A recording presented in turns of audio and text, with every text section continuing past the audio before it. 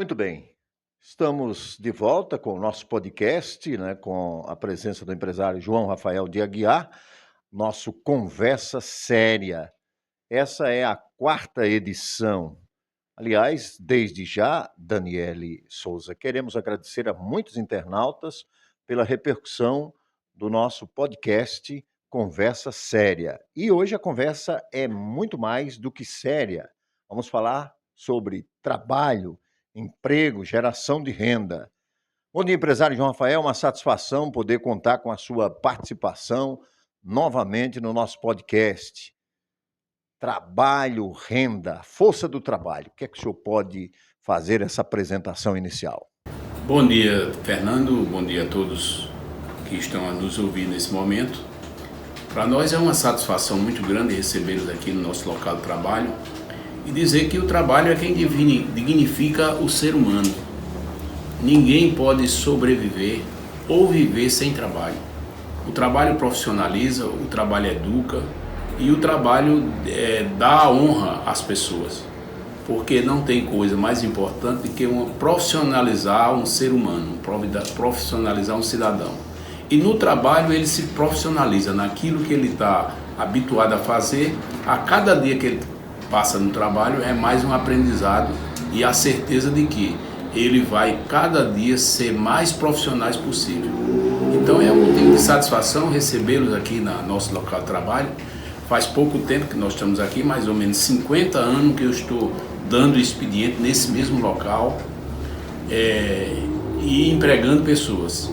Isso para nós é um motivo de muita honra, de muita alegria e continuar trabalhando eu acho que é uma grande importância nas nossas vidas. Antes da Daniele, fica à vontade para interromper. Eu queria, dentro dessa lógica do trabalho, eu queria que o senhor falasse um pouquinho sobre Mari.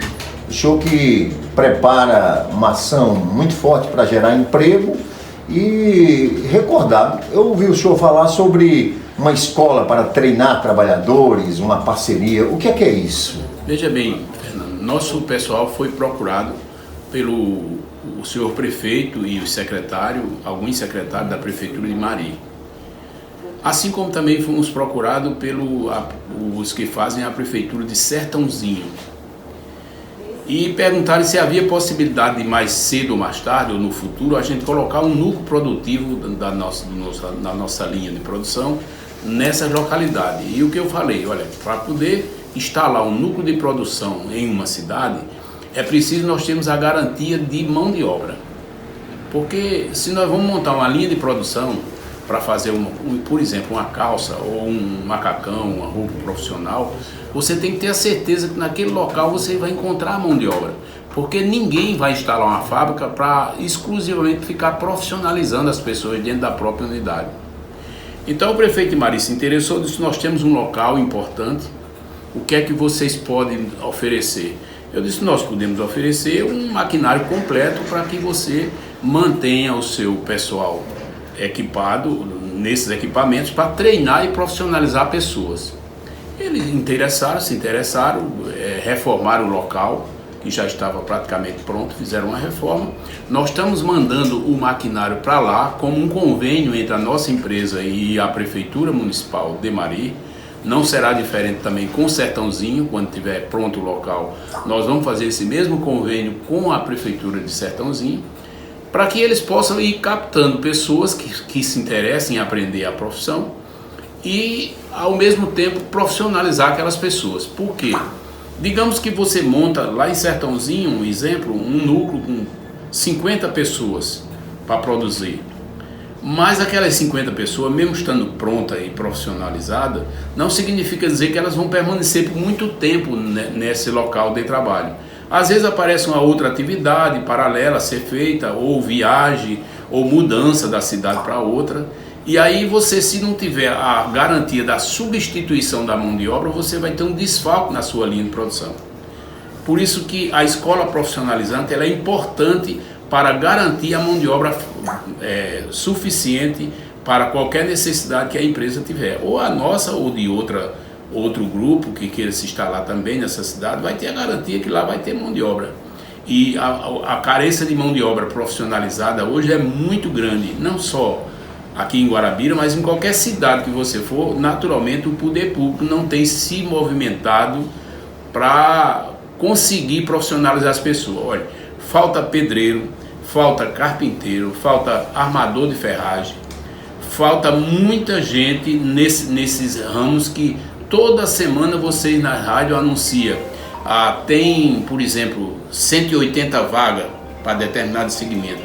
A vaga aparece, mas cadê as pessoas que não estão preparadas para preencher essas vagas?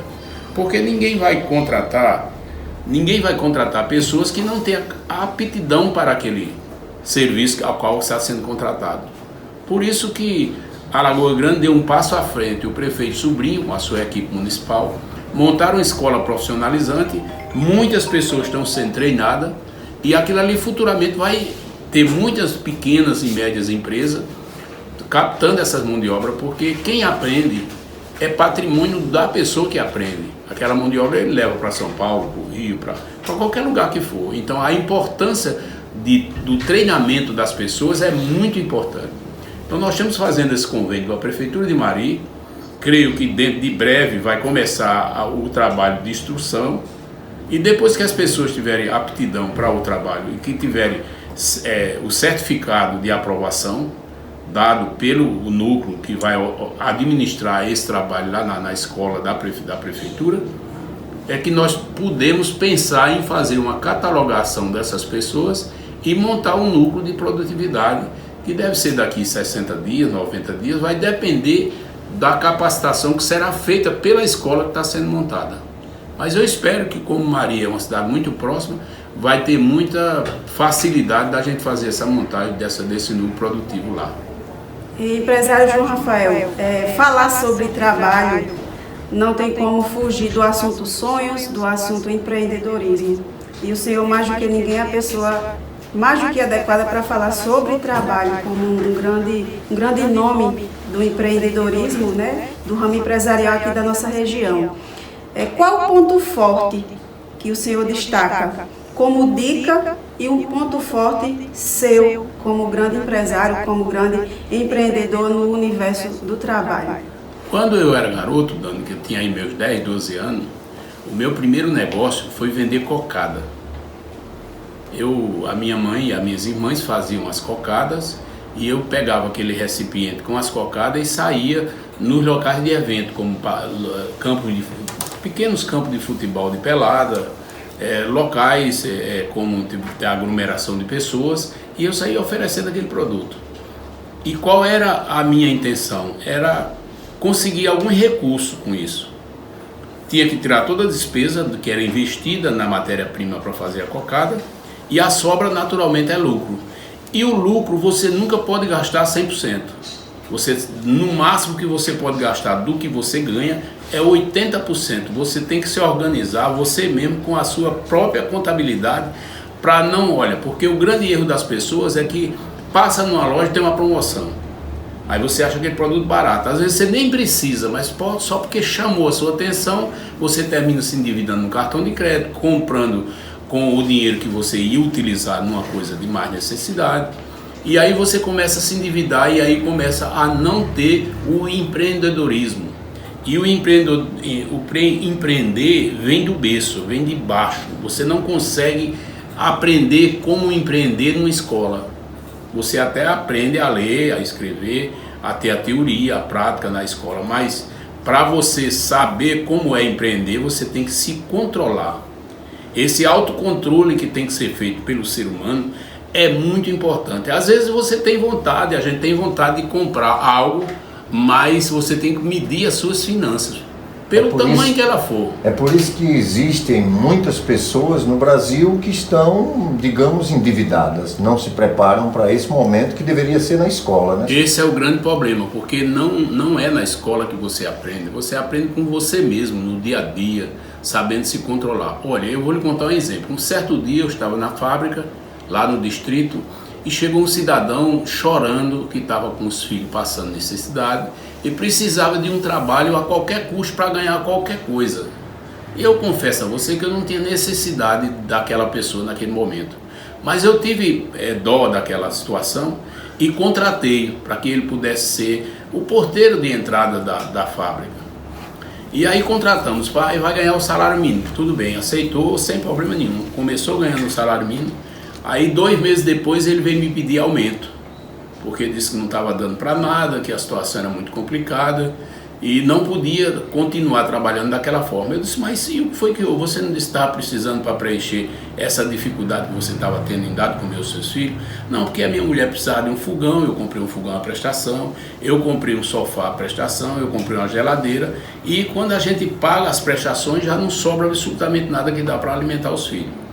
Eu disse, olha, se você não tiver um autocontrole, infelizmente não é aqui que você vai conseguir. Em lugar nenhum você vai se conseguir. Porque o seu orçamento não pode ser estourado. Isso serve para qualquer administração. Um governo, por exemplo, ou um prefeito que arrecada, um exemplo, R$1 milhão.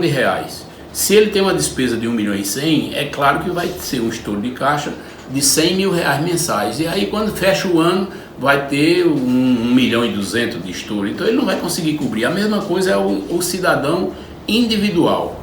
Se ele ganha R$1.000, mas todo mês ele fica estourando o seu orçamento em 50, R$100, no final do ano ele está literalmente liquidado. Então é preciso um autocontrole de cada pessoa. Se você quer sobreviver ou crescer na vida, você tem que ter esse objetivo como parâmetro, sem fugir dessa realidade. Você não pode gastar mais do que você ganha. Você pode gastar no máximo 80% do que você ganha, por menor que seja o seu salário.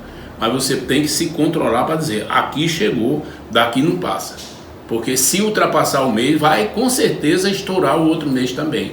E aí você não consegue. Por isso que muitos comerciantes começam com um pequeno negócio e não conseguem crescer, porque não tem o autocontrole. Isso é muito ruim para quem quer crescer na vida, tem que ter um autocontrole. Era isso que eu ia, inclusive, questionar. Qual o segredo do sucesso? Nós vemos muitas empresas até de destaque e do nada falem, né? Aí o senhor falou que isso não se ensina nem se aprende na escola. O senhor, a vida foi o ensinando, é igual aquela máxima. Na minha vez, ninguém me contou. O senhor aprendeu da pior forma ou foi aprendendo paulatinamente a gerenciar esse crescimento? Eu tive uma felicidade muito grande, Dani, porque quando garoto, o meu pai era um homem do campo, mas muito controlado. Ele nunca deixou faltar alimento para a família. Ele dava o sangue para conseguir esse objetivo. E graças a Deus nós tivemos esse exemplo. Mas ele sempre nos dava conselho, que nunca devia pegar na coisa alheia, nunca devia comprar fiado, nunca devia gastar aquilo que não tem. Então foi um aprendizado muito grande, porque eu acompanhei o sofrimento para que ele pudesse manter o lar, correto?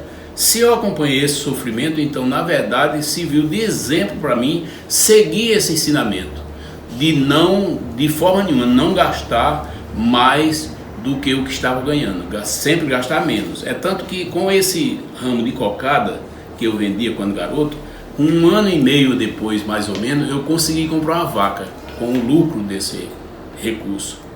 E foi surgindo alguma coisa na ideia da minha cabeça, e graças a Deus, Deus me trouxe para Guarabira. Aqui eu encontrei um apoio muito grande da sociedade dessa cidade, que me acolheu de braços abertos, e até hoje estamos aqui trabalhando, contribuindo para o desenvolvimento de Guarabira, torcendo que Guarabira continue crescendo, porque se Guarabira crescer, naturalmente nós vamos crescer também. Mas eu sinto que eu dou de uma forma ou de outra, junto com a minha família, com meus filhos, com Jabas, com João Rafael, com Jabélio, com Jaqueline, com todos os que nos apoiam nesse trabalho. A gente tem dado a nossa parcela de contribuição para o crescimento da cidade. Mas a minha maior satisfação é quando eu consigo contratar mais uma pessoa dentro do quadro, seja em que ramo for. Olha que nós temos segmento de comunicação, temos segmento de construção e reforma, nós temos segmento do ramo têxtil e nós temos segmento do ramo automobilístico. Todas as vezes que a gente consegue contratar mais uma pessoa, para nós é um motivo de alegria, como se eu estivesse devolvendo aquela gentileza que eu recebi quando aqui cheguei. E daí o senhor tem noção que a partir daquela venda de cocadas lá atrás, o senhor realiza sonhos hoje. O senhor tem noção da abrangência que aquela venda de cocadas fez na sua vida e na vida de outras pessoas? Como missão, na verdade. Sim, todos nós recebemos essas missões. Feliz daquele que entende que é uma missão e uma responsabilidade. E você tem que ter um alvo na sua vida. Você nunca deve parar, hoje eu estou bem, vou ficar aqui, não vou me preocupar. Não, se você tem um alvo de um objetivo, por exemplo, você diz, olha, eu sou professora hoje, mas eu quero ser diretora. Você pode ficar certo, se você partir para essa conquista, você vai conquistar esse cargo. Ninguém pode ficar parado, o mundo fica em movimento a vida toda. A mesma coisa é o ser humano, nós devemos ter sempre em movimento. O ser humano não foi feito para ficar parado. O ser humano é um ser caçador e nós temos que estar sempre caçando. Seja de que forma for, você tem que estar sempre caçando. Quando você busca uma profissão, faça o melhor. Faça as coisas como se você estivesse fazendo para Deus. Tudo que você fizer, faça bem feito, porque isso vai construir aquele objetivo que você quer conquistar. Bem, estamos aqui no nosso Conversa Séria, né? Recebendo toda segunda-feira nas rádios Cultura, Rural e também com exibição no Nordeste 1, que tem um número de acesso de pessoas, internautas de todo o nosso planeta. Empresário João Rafael, estamos direto do QG, né? Aqui do Grupo João Rafael. Queria agora inverter o assunto. Se fala muito nesse país em reforma tributária, porque vem aí a reforma tributária, e nessa parte o seu grupo tem uma contribuição muito grande. Queria que o senhor entrasse nessa seara um pouco. Fernando, a reforma tributária ainda não está posta, ela está sendo discutida. Mas eu acho pouco provável ela trazer o desenvolvimento para o país. Apesar de que é importante que venha o desenvolvimento. Mas quando você sente que o projeto é discutido em busca de aumento de arrecadação tributária, você tem que entender que sai do bolso de alguém. Quem é esse alguém que vai perder com o aumento de tributação? É o trabalhador. Porque só quem paga imposto nesse país é o trabalhador. Nós apenas recolhemos os impostos dos produtos que nós produzimos e vendemos e repassamos para os governos. Mas quem pagou é quem consome o nosso produto. Então, se o nosso produto vai sofrer uma alteração tributária, é repassada para quem compra, para quem usa. Então, o sofrimento vai exatamente para o trabalhador. Vou lhe dizer um exemplo. Por exemplo, teve uma empresa de energia lá em Manaus que deu um prejuízo de, se eu não me engano, 15 bilhões de reais. E o presidente da República, junto com o seu ministro da Fazenda, ele entendeu que era preciso socorrer essa empresa. Como foi o socorro? Alterou uma taxa fixa na conta de energia de todos os consumidores do Brasil pelo prazo de 15 anos, para ser suficiente a cobertura desse desfalque que foi dado nessa companhia. Quem vai pagar essa conta desse desfalque? Não é o trabalhador? Claro que é o consumidor da energia, que é o trabalhador.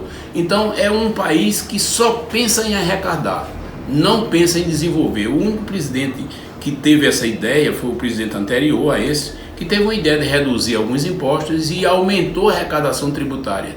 Significa dizer, se baixa os custos, aumenta o consumo. Se aumenta o consumo, aumenta a arrecadação. Mas tem governo que não pensa assim, quer sangrar logo no começo. Veja bem, ao sangrar, por exemplo, eu pago hoje nos meus produtos cerca de 42% do valor agregado. É 42%. Se aumentar para 50%, quem vai pagar essa conta? Sou eu?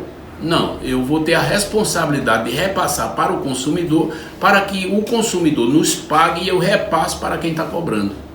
Infelizmente é assim que funciona a política tributária brasileira. E essa reforma não traz sinais de redução, traz ao contrário, sinais de aumento da carga tributária. Isso nos preocupa muito, principalmente com essa briga que está havendo ainda no Congresso, que o governo não se convenceu de deixar como estava a desoneração das folhas de pagamento para facilitar o crescimento de emprego.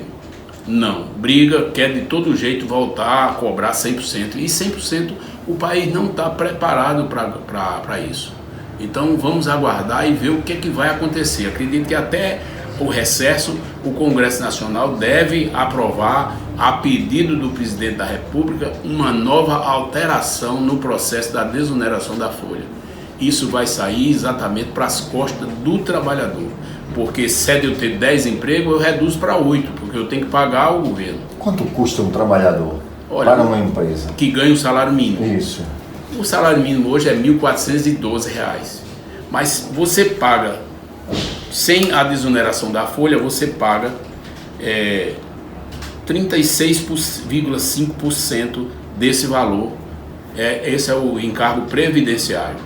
Mas para você pagar esses 36,5%, é preciso você faturar para cobrir o caixa. Ao faturar para cobrir o caixa, você vai pagar mais 42% do imposto bruto. Somado a tudo isso, dobra o valor do salário. Aí vem férias, vem 13º. Quer dizer, o preço de um trabalhador que ganha um salário mínimo para qualquer um empresário, que não está inserido no Simples Nacional, que está no sistema normal, ele fica em torno de R$ 2.850 aproximadamente. Pode ter diferença de centavos, mas é mais ou menos isso. Então é difícil, o trabalhador ganha bem menos do que o governo sobre o trabalho que ele está produzindo. E daí há um certo desconhecimento dos cidadãos, da população, sobre esse processo financeiro, de certa forma, que estamos falando aqui sobre trabalho, e aí entra a questão política. Como o senhor observa essa questão eu não vou usar o termo ignorância, mas o desconhecimento mesmo do cidadão em relação àquilo que ele tem direito, dos impostos que ele leva e daquilo que ele tem de retorno, em relação às suas escolhas também, para quem vai gerenciar o país? Olha, Dani, o fato do desconhecimento é notório. Isso aí há também um desinteresse da própria população. Mas a imprensa tem um papel fundamental, que é o papel de levar a notícia e esclarecer. É muito importante. Eu até sugiro a vocês que nos programas jornalísticos, até também no portal Nordeste 1, vocês conseguem entrevistar contadores, economistas e contadores, para falar sobre esses assuntos, que eles vão te explicar e explica para que vocês possam repassar isso para os ouvintes e para a sociedade, para que cada um se inteire da responsabilidade. Que na verdade o conhecimento vale muito. A Bíblia diz: errais por não conhecer a verdade. Então nós temos que procurar conhecer a verdade. E a imprensa é o quarto poder nacional, que tem um papel fundamental de esclarecer a população. Eu diria que o político hoje ele pode fazer muito pouco pela população, a não ser limpar uma rua, fazer um pequeno calçamento, um pequeno benefício, manter uma escola em funcionamento, mas muito não pode fazer mais. Porque antigamente a visão da população era em cima de emprego público. Hoje é mais diferente. Hoje o Tribunal de Contas ou os tribunais de contas já segura muito para não estar essa enxurrada de contratações voluntárias. Prefere que seja feito concurso público, que é mais seguro e mais legal. Então, por isso, a gente tem que entender que a política não tem muito a fazer mais pela população. É necessário, mas tem pouco a fazer. E é importante que a imprensa esteja muito inteirada para não deixar de cobrar aquilo que a população reivindica, para descobrir cada vez mais os direitos de cada um. Desenvolvimento do senso crítico, né? Exatamente, o desenvolvimento no senso crítico. Seu João, estamos aqui presenciando uma equipe sua, grande equipe de trabalhadores, hoje falando sobre trabalho. Estamos aqui na Ricol, uma das suas empresas, e conta para a gente sobre a fundação da Ricol, essa empresa que, de certa forma, tem importância para a cidade de Guarabira, mas que emprega pessoas também de outros municípios. Sim, nós compramos algumas casas, demolimos e fizemos esse galpão. Desde 1977, que nós estamos trabalhando aqui no mesmo segmento, no mesmo ramo, sempre mantendo a empregabilidade e as pessoas se profissionalizando aqui. Depois de alguns anos, o governador Tarcísio Miranda Buriti, junto com o secretário de Finanças, Dr. Marcos Ubiratã, ele conseguiu para Guarabira o Distrito Industrial. E tivemos a oportunidade de receber o primeiro galpão que lá foi construído. Estamos trabalhando lá com outras empresas no mesmo segmento até hoje, sempre mantendo a empregabilidade, que é o nosso maior objetivo, e mantendo o nosso padrão de qualidade e de produtividade. Então isso para nós é motivo de alegria, de satisfação, porque temos incentivado muita gente a também seguir pelo ramo de empreender. Porque só o trabalho, como eu disse no início, só o trabalho dignifica as pessoas. E eu me sinto muito bem por isso. Depois nós conseguimos mais casa aí na esquina, construímos esse prédio lateral e estamos com os nossos negócios, parte dos nossos negócios aqui. Aqui é o nosso escritório central, que administra todas as demais empresas, e o dia a dia nosso é esse. É um costume que eu tenho de estar trabalhando aqui. E, logicamente, como um grande empresário, o senhor tem contato com diferentes perfis de trabalhadores. O que é que o senhor, como um grande empregador, mas também como uma pessoa que tem uma história muito inspiradora no trabalho, através do trabalho, o que é que se observa de positivo, principalmente num funcionário, num trabalhador?